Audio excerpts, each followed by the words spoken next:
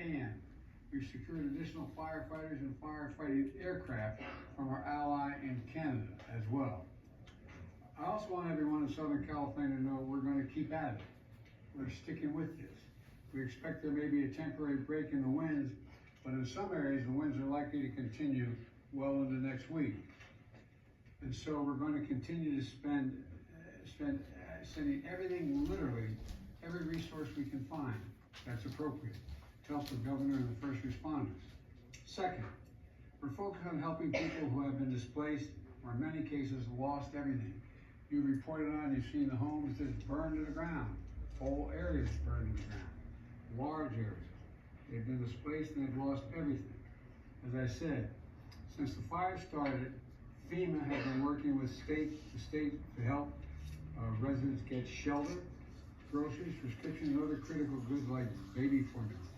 We're also sent FEMA Director Criswell to Los Angeles to manage our response on the ground. She was supposed to be on this call, but we have a deputy here because she is out in the field with the governor right now, surveying what's going on. Let me close with a message to the people of Southern California. We are with you. We're not going anywhere. To the firefighters and first responders, you are heroes.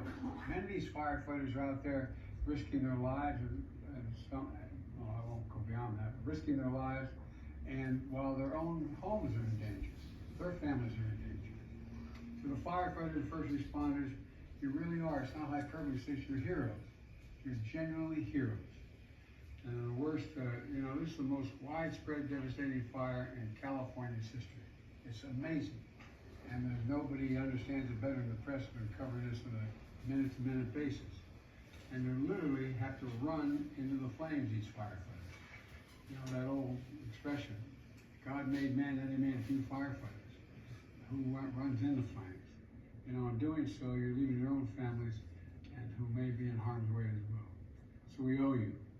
And we're going to make sure that you get every resource you need, every possible resource you need. You know, to the families who have been impacted by this disaster, you're living through a nightmare, I know. And I promise you, we're going to help you get through this and eventually recover and rebuild.